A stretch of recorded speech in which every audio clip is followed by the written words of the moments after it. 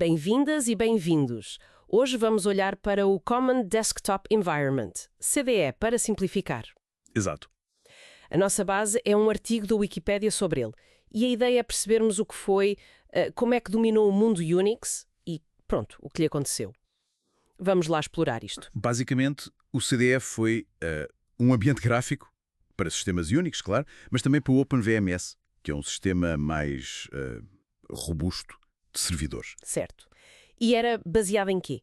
Bem, usava a biblioteca Motif, que era, na altura, um kit gráfico muito conhecido. E o interessante é que não foi feito por uma só empresa. Ah, não? Não. Foi uma colaboração. Imagina, HP, IBM, Novell, Sun Microsystems, todos juntos, coordenados pelo The Open Group. Uau! Pesos pesados. Sim. E, tecnicamente, veio do VUE da HP, o Visual User Environment, que eles já tinham. E pelo que percebi, isto não foi uma coisa pequena. Nos anos 90 dominou, não foi? Completamente. Até mais ou menos ao ano 2000, era o ambiente gráfico no mundo Unix. Era mesmo o padrão de facto. Mas depois as coisas mudaram. Depois mudaram.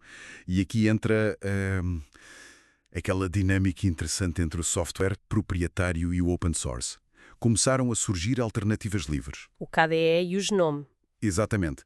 Principalmente a Linux, que estava a crescer imenso, a ganhar muitos utilizadores. E pronto, eram grátis, abertos, um desafio direto ao CDE, que era pago e fechado. Imagino que isso tenha abalado as grandes empresas do Unix. Como é que reagiram? Pois, a pressão foi grande, tanta que, em 2001, tanto a HP no seu HP UX como a Sun no Solaris disseram que iam mudar Mudar para quê? para o GNOME. Sim, anunciaram planos para substituir o CDE pelo GNOME. Parecia o fim do CDE, honestamente. Mas, espera, houve uma reviravolta, pelo menos com a HP. Li qualquer coisa sobre isso. Sim, houve. É curioso, em 2003, a HP voltou atrás. Decidiu ficar com o CDE. Mas porquê? Oficialmente disseram que era por causa da estabilidade. Talvez o GNOME, na altura, ainda estivesse a mudar muito depressa. As APIs, as interfaces de programação, não estivessem estáveis o suficiente para eles. Faz sentido. Para ambientes empresariais, não é? Precisam de fiabilidade. Exatamente.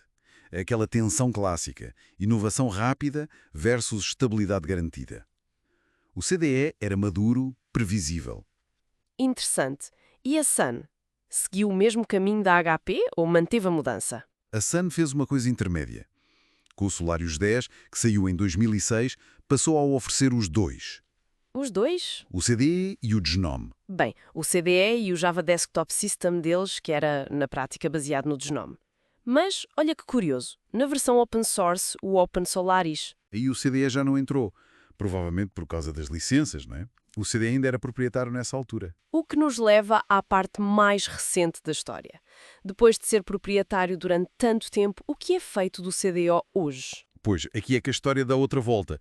Depois de anos a ser software fechado, e já quase uma peça de museu para muitos. Foi libertado. Exato. A 6 de agosto de 2012, o código-fonte do CDE foi tornado público. Software livre sob a licença LGPL. Uau! Uma segunda vida, então. Ainda se usa ou é só uma relíquia digital? Olha, não é dominante, claro, mas não morreu. Existe como projeto open source, está no SourceForge, ativo. A sério? E funciona? Sim, podes compilá-lo e corrê-lo em sistemas modernos. Linux, por exemplo, vi imagens a correr em Debian. Portanto, não é só história, ainda funciona. Olhando para trás, qual é o legado disto tudo? Por que é importante lembrar o CDE? Bem, se pensarmos no quadro geral, o CDE marca uma era.